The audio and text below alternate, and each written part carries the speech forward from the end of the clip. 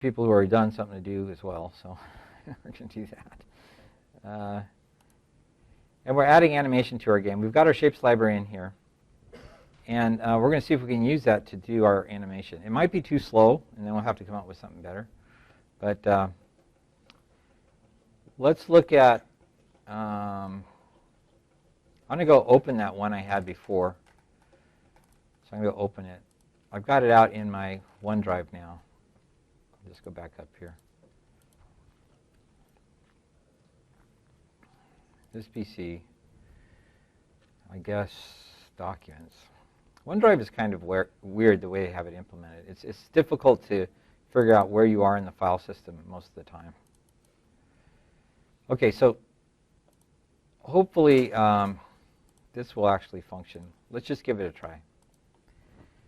The behavior we're looking for, I think I tried this the other day. So you roll, it looks like it's randomizing, and then it shows you these dice faces. So instead of numbers, this is a lot more compelling. I think it feels more like a dice game. And then you can hold. So just like regular toggle buttons, you can toggle them on and off. But the only thing different about these toggle buttons is that they have this little picture on them. Here, got one more. Let's see if I can get Yahtzee. Got 1 in 6 chance. It's not a Yahtzee, but a good four of a kind, right? So that's what we're trying to do. The question is, how do we go about doing that? Let's look at the class I made for that. And what I've done is I talked about making a child class of the toggle button. So I called it dice toggle button. And notice that what it does is just extends the javax.swing J toggle button. It's a child of it, right? So this is the parent, this is the child, and we're inheriting everything from J toggle button into this new dice toggle button. The only thing different is I give each toggle button a die. See that? So that's a little bit strange. And then in the paint component, I've overridden the paint component, kind of like we do in the frame class. And what I do is I draw my die. My dice know how to draw themselves. That's kind of strange. And then this toggle button has a reference to my die. And then that's all you need to draw that picture. You just override the paint component of the toggle button. So it's pretty short, right? So I'll put this out in the shared folder. Let's just do that right now. I think it might already be out there, but let's look and see. So I'm going out to our S drive, Java 2, Yahtzee, dice toggle button. It's already out there, okay? So what you want to do is include this class into your project. So you can either create the source file in NetBeans and just take the guts of this and paste it inside of that. And here's basically what we were looking at, okay? So what I like about this example is it shows you the power of inheritance, right? We didn't have to write all the code for push butting down and making it dark when you press it down and make it look like it's pushed down and all that stuff. All that stuff we got for free because we made it a child of J toggle button. But there's just one thing we're doing differently. Instead of putting text out there which has the number on it, we're actually going to show the number with the picture. Okay? So that's the first step. Now you'll have to change your package name to match the package name, whatever package name you're using in your project. But apart from that, you can just use this code directly. Okay? So get that into your project. That's the first step. All right. Then if we go to our die, remember that we have our die class. We're kind of expanding on that a little bit. Because we're giving it the ability to draw itself. See right there? Where can we find that file? It's right there in your Yahtzee game. We have dice, which is a set of die. This is the individual die. This is the set of dice. So we're just doing this one. Okay.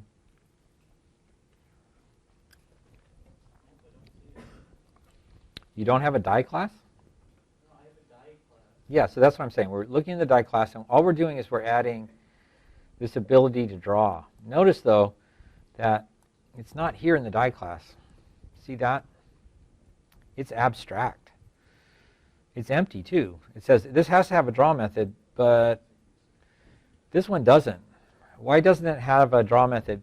Well, remember, each one of our die can be many different sizes, could be or have many different sides, 7, 2, 11.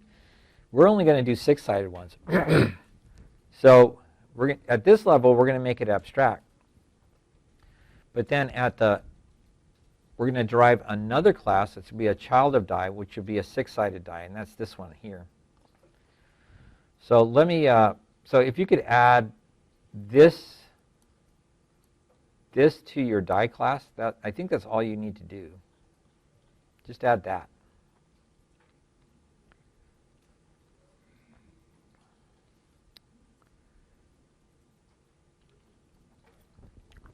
And that's simple enough. Again, it says abstract because at this level we don't know how to draw it yet, but we know that it needs a draw method, and so we say that.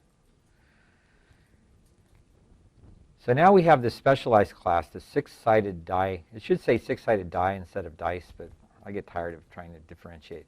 So it's just 6-sided dice. And this is kind of interesting how I draw this. So I want to walk through the code here. Let me show you what I'm thinking. Kind of a weird algorithm, okay? So let's talk about the algorithm first. So just copying code, I want us to actually understand what we're doing.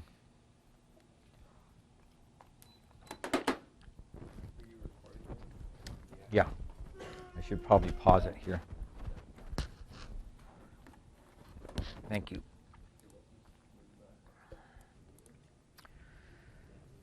Okay, so we had a nice discussion about how to best implement this, and we came up with, well, my way is too complicated. So we're going to make it more straightforward.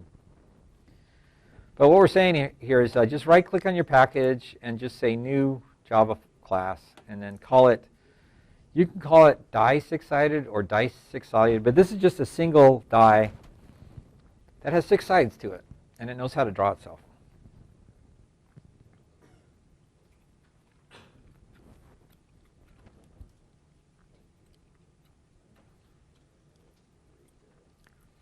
The first thing you do in the constructor for the 6-sided die is you call the parent class.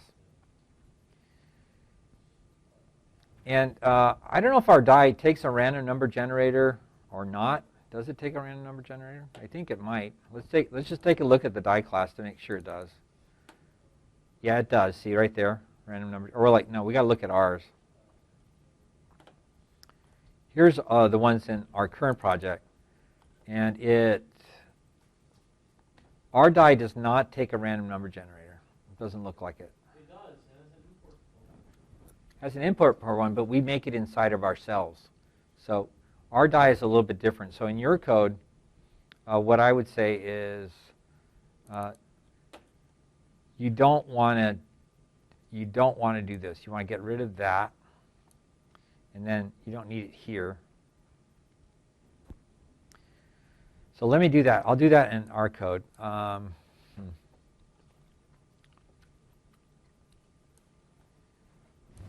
I'm changing it just a bit. Okay, so I'm going to change our prototype. Okay, so the first thing we did was we added a draw method here. We said public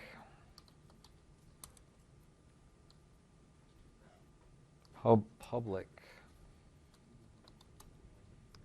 Is it static? No, it's abstract. Void draw, and we said graphics G with no body. So it's an abstract class. It says what? I don't know what graphics is, so I've got to import it. So I'm importing it. And then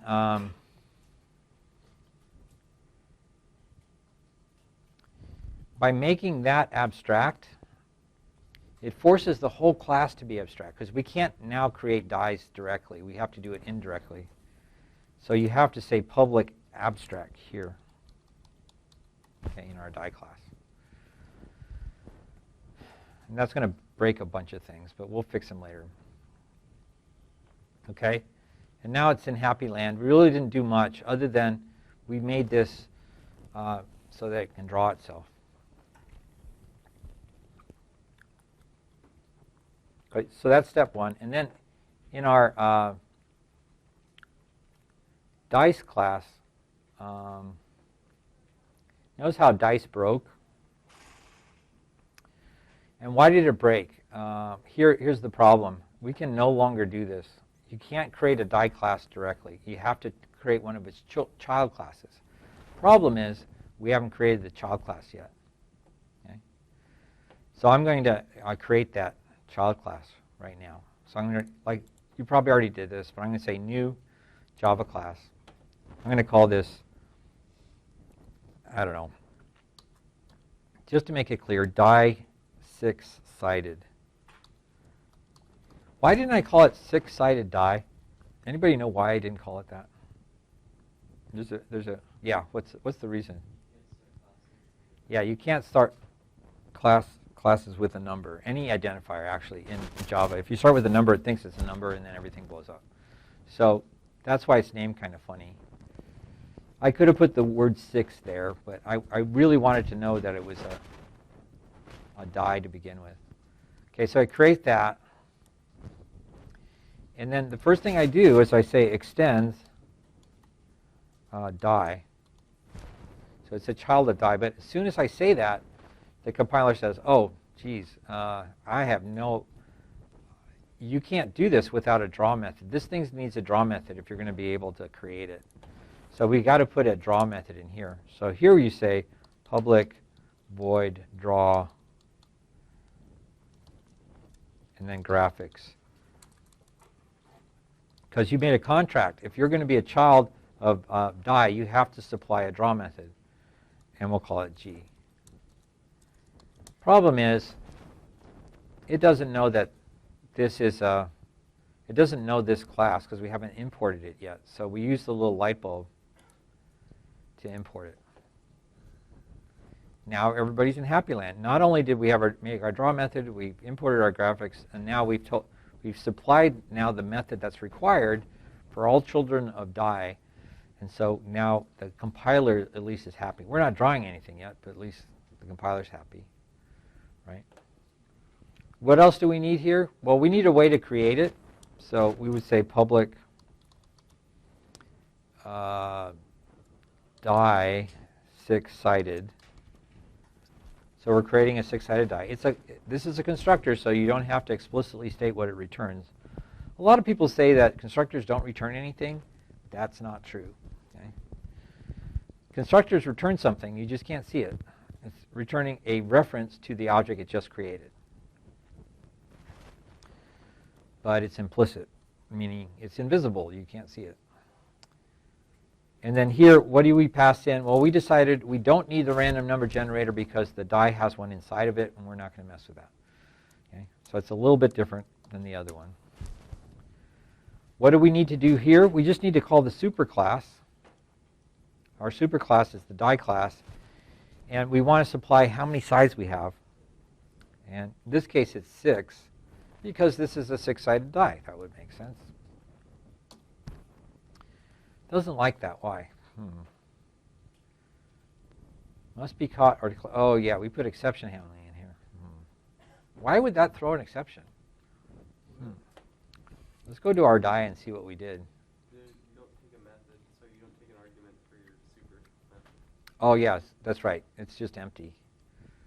Oh no, we have a constructor here.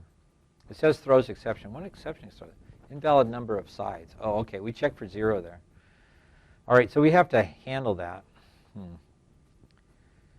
Where would be the best place to handle it? Well, we had a discussion about this last time we had exceptions, and the question is, do you want to know what the problem is at the lowest level or up at the highest level?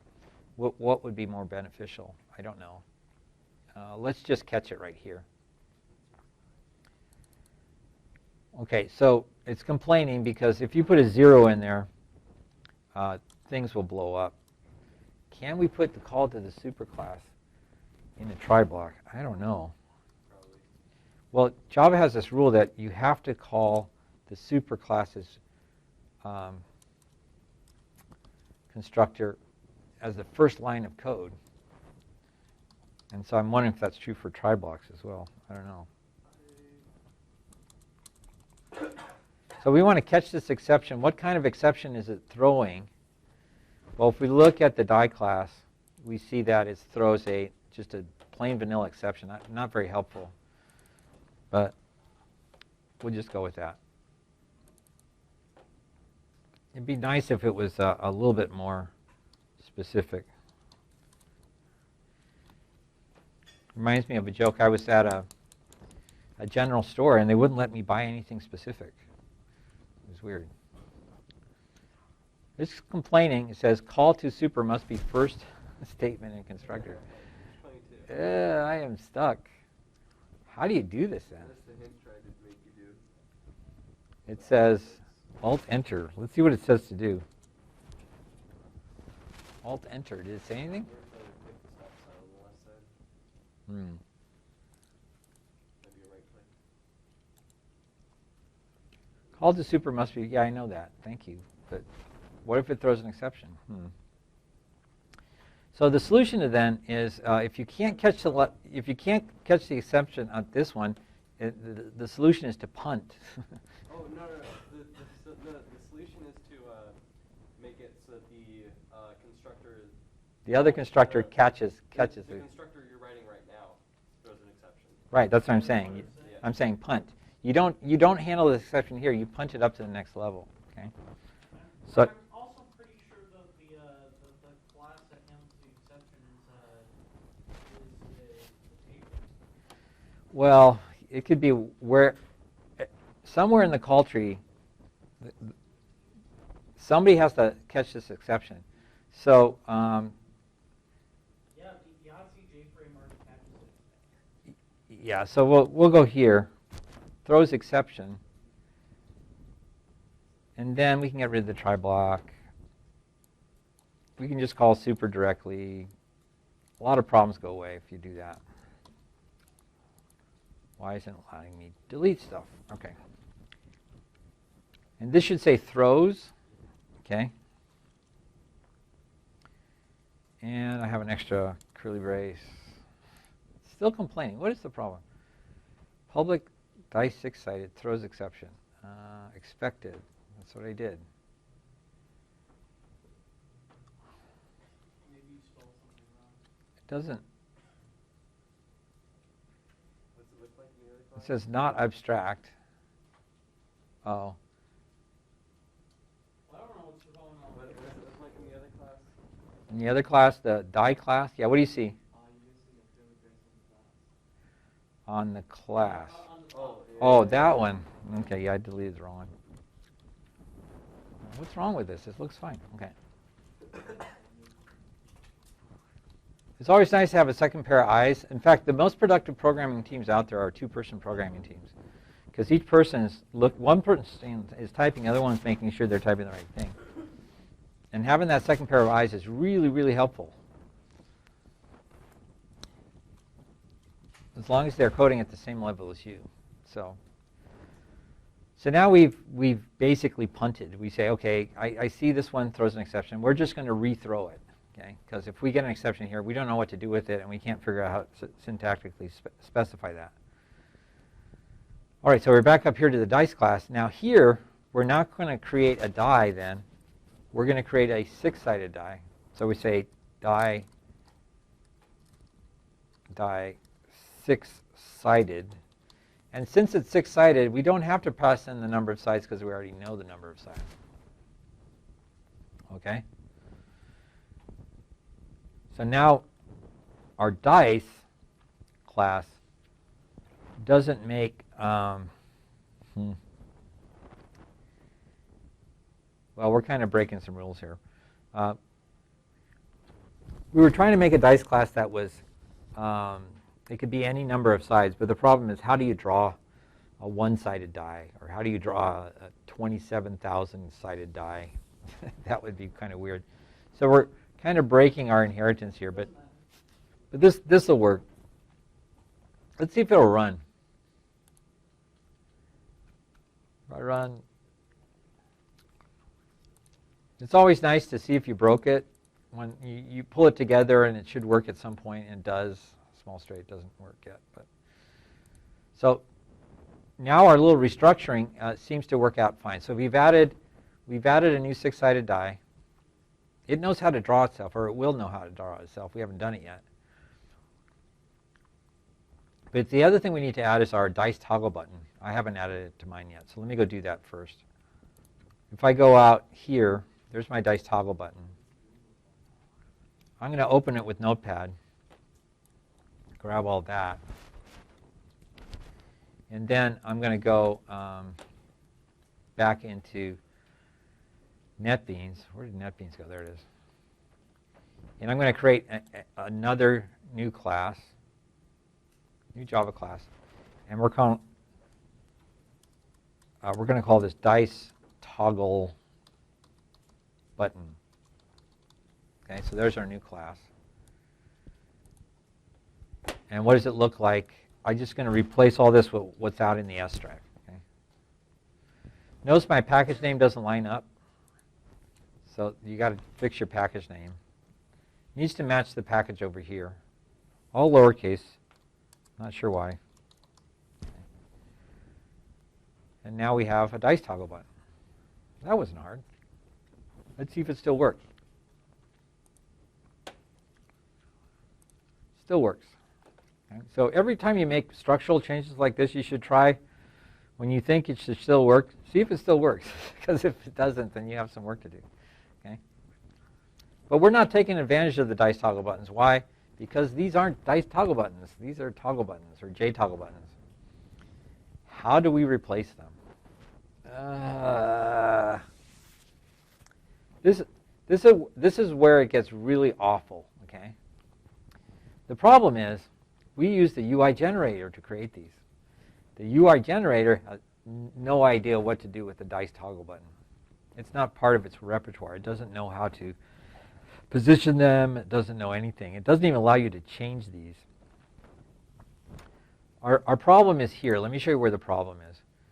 If you go to the dice frame, right, and you go to the bottom here, it's these. See? It thinks all these are J toggle buttons. We've got to change those to dice toggle buttons, right? Problem is, we can't change this. I'm typing. Nothing's happening. It's not letting me, okay? It gets even worse, though. Is if you go up here, when it initializes everything, let me zoom out a bit.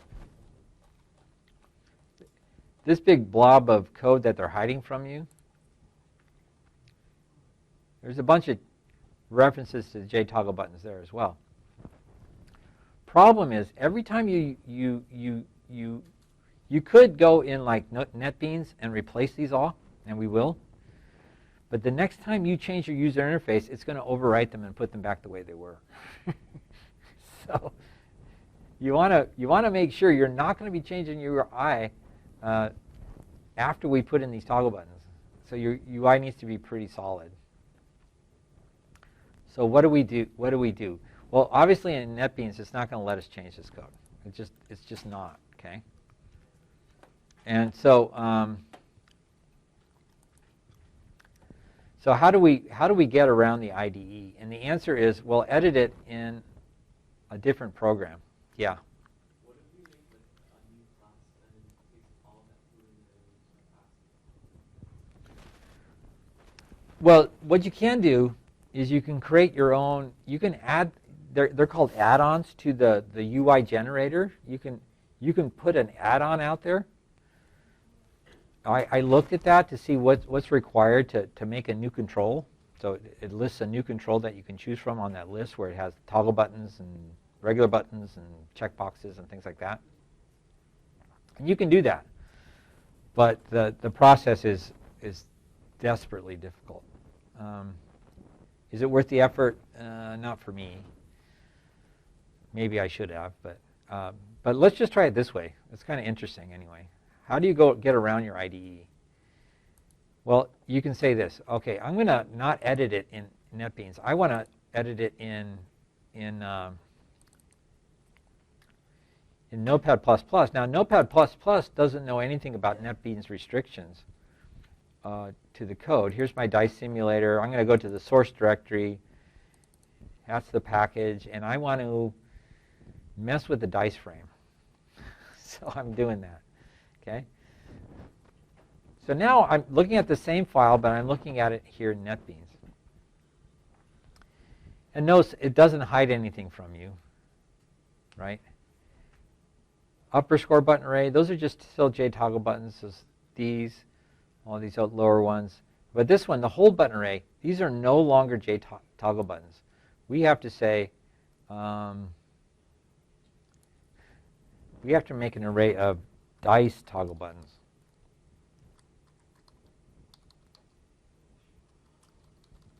Okay? That's going to mess things. What? This is in the constructor for the dice frame. So I'm just going down through the constructor for the dice frame. And every time we have one of the hold buttons mentioned, we're going to replace it with a dice toggle button instead. So these are no longer JToggle buttons. They're dice toggle buttons. Should we change the name? Let's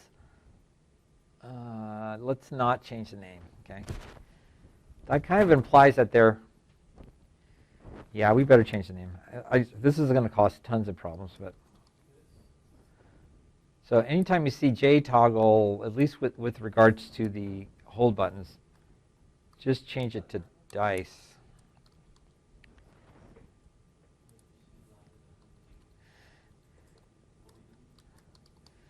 Did I mention to make a copy of your project before we make these changes?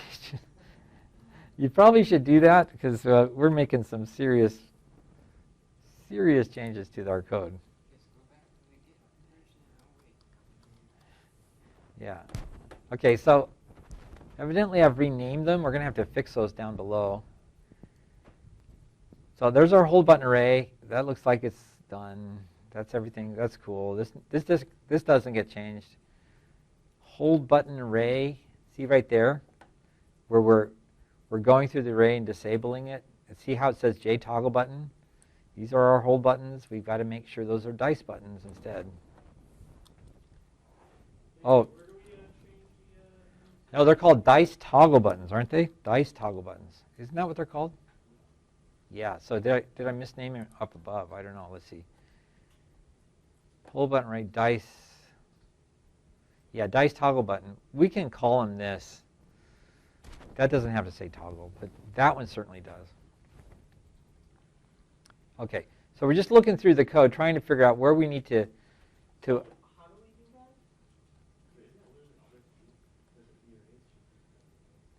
Yeah, but again, the name or the types have changed below of the instance variables. We got to get those. Here's another spot where we're iterating through.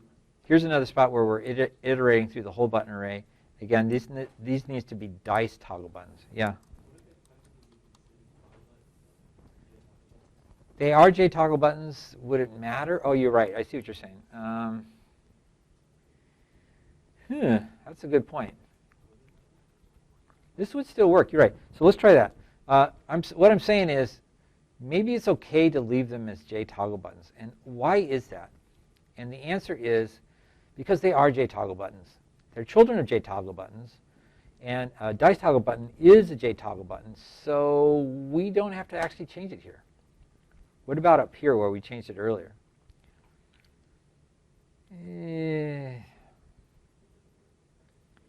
What do you think there? Do you think we need them or not? I think we need them to be dice toggle buttons here because this is where we go through and draw them, maybe?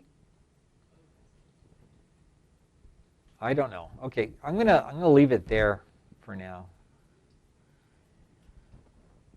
Okay, so maybe we don't have to change them everywhere, but we certainly do have to change them here, okay? JToggle button. See, this is the part that you normally can't see because it hides it from you in here. These are no longer we call it dice button 1. So we changed the name to dice button 1. And again, we're not Java x.swing anymore. We're dice toggle buttons. Okay. So each one of these has to be changed like that. What I'll do is I'm just going to grab this and copy paste.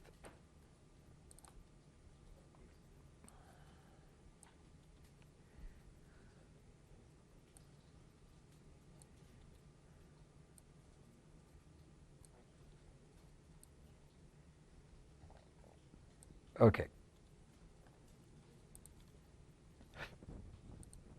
Okay, so don't make any pasting errors when you do this. And then those are all dice toggle buttons, so that's fine.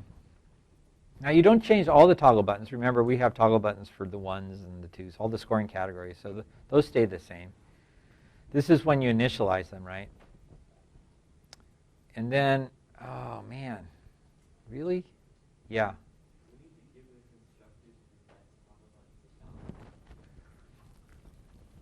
Oh yeah, we do. How do we do that? Has the game model been created yet? And the answer is no. So that means that it needs to be created first. Well, no, this is init components.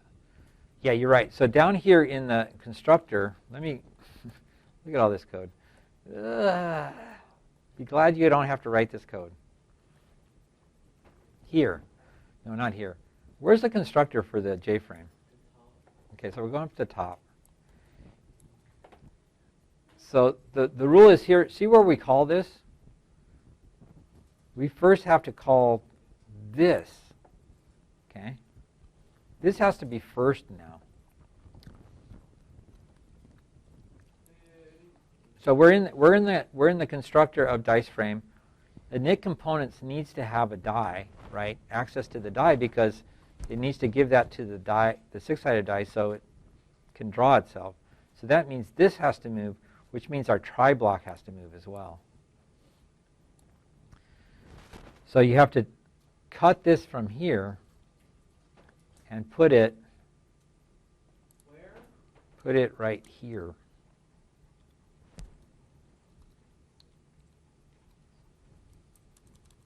What do we have to do? Yeah, so we've got to make sure the game model gets created first. So I'm going to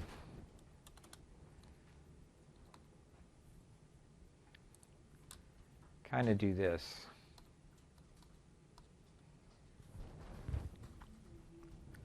That has to be created first now, because that's where the dice get created.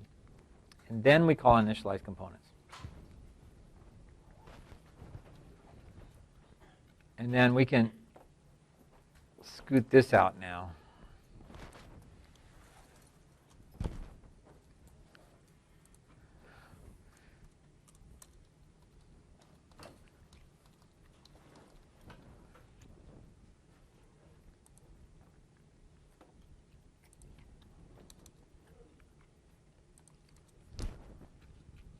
Okay, so let's see if it's, yeah, we don't know if we broke anything. We'll find out when we put all this back together. Okay, but we do have to create the dice first, and because of that, we've got to move the game model to the top of the dice frame constructor. So now when we call initialize components then, and let's go into that code. Here's initialize components. Then when we need to actually supply the die right here in this constructor, we least have the die created. So you would say game dot, and say game. Let's wait till we bring it into NetBeans to put that in there, okay? So hang on, hold off on that. We'll do that in a second.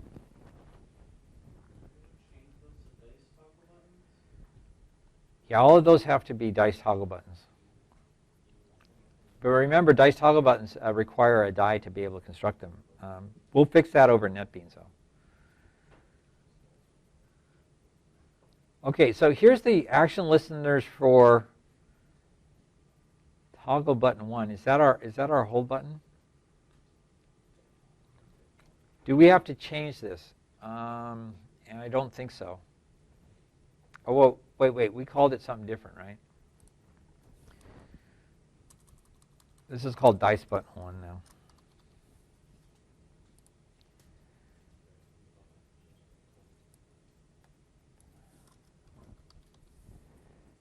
Oh, this got ugly really quick. You think? Well, I don't know. Let's see.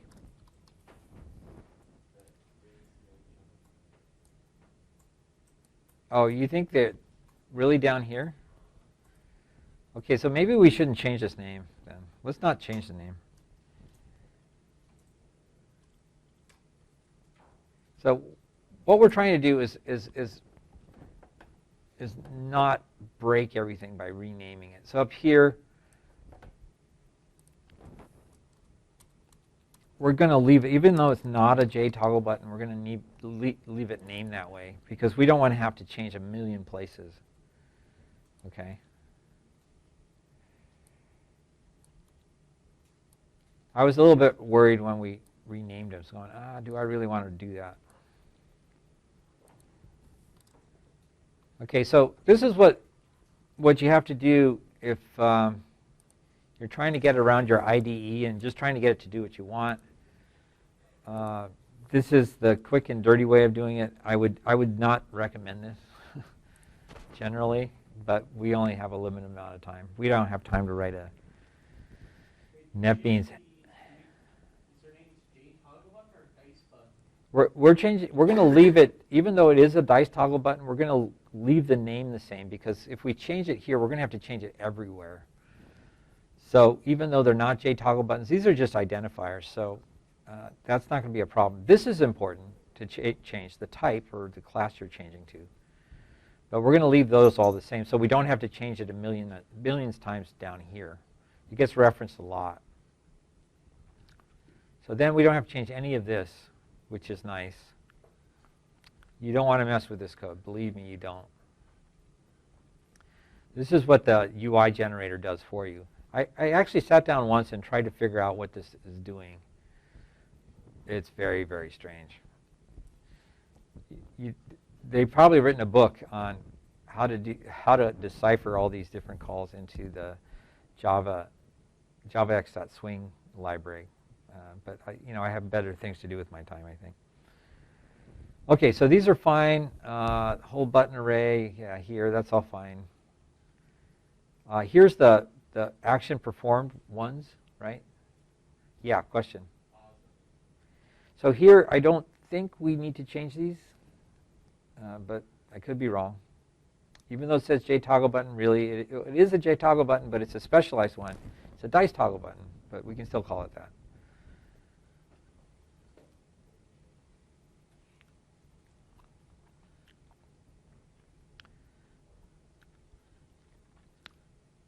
The most important things, though here, ooh, look at all those exceptions, yikes, is here, right here. This is our hold button array. This has to be a dice toggle button. Okay?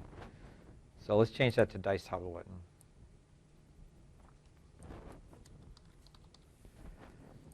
Okay.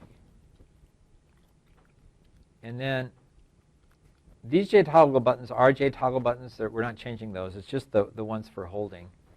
And then here, it's right here, hold button array. We're changing from a J toggle button array to a dice button array, or dice toggle button, sorry. Should say toggle there. Okay. Yeah.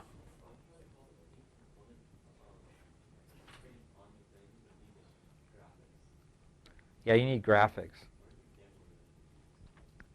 I'll have to show you that, so give me a sec. And then here, we've got to find see right here, these J toggle buttons. I think we left the name the same, right? Did we? Yeah, we did. But this has to change. So you'd say dice toggle button.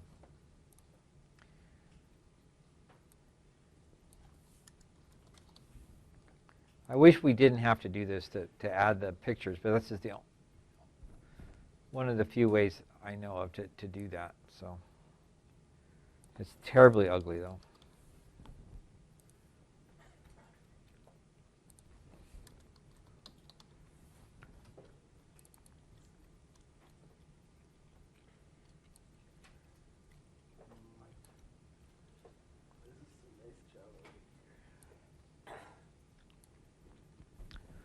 All right, and that's everything. Okay, so you want to save this here. Ugly, ugly, ugly. And then what happens when you switch over to NetBeans is it goes, what the heck? See that? You actually notice that, hey, somebody's changing this behind the scenes. You're not supposed to change this stuff. But somebody is, and that's us. And look, it broke it, right? J toggle button 1. What's broken? Let's see. Didn't we leave it called J toggle button 1? J toggle button. Here they are. Yeah, J toggle button 1. It is the name, right? We didn't change the name.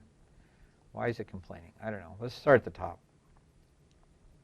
Probably because the object dice toggle button doesn't. Yeah, so here we decided not to rename it, right? So we're just going to leave it J toggle button 1. Oh, that one didn't work either. What should it be? It should be dice toggle button. But what did we left it? Its name is dice toggle button. At least J is lowercase. What? J is lowercase. Oh, J is lowercase? Oh, well, yeah, I know, but J toggle button 1. Oh, yeah, there it is. Okay, thanks.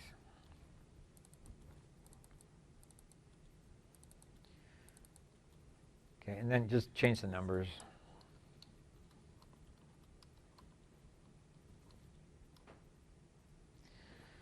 Okay, so it likes those. That's good. We fixed those problems. And then this one here,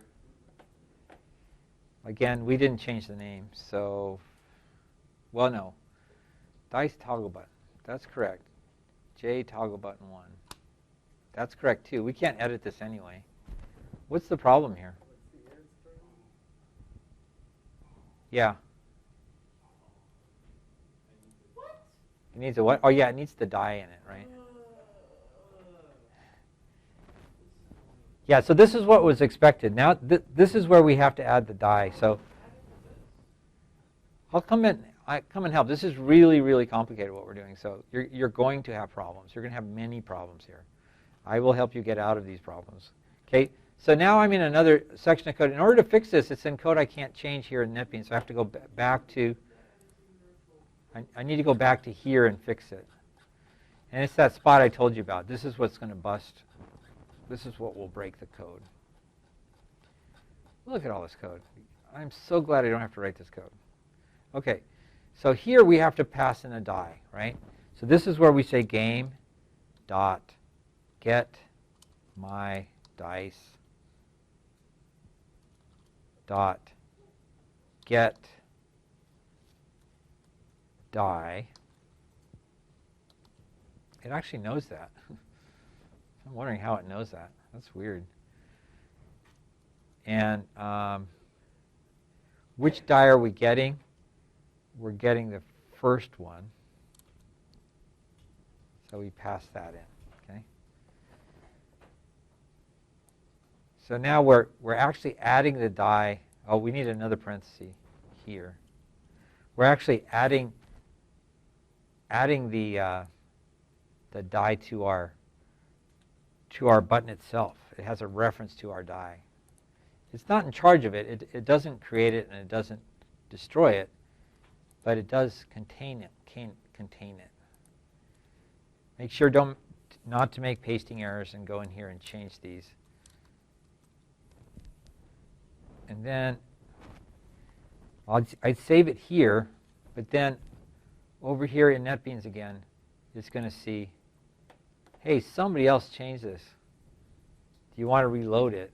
And we're saying, well, yeah, we do. And now it's not complaining. However, there's still...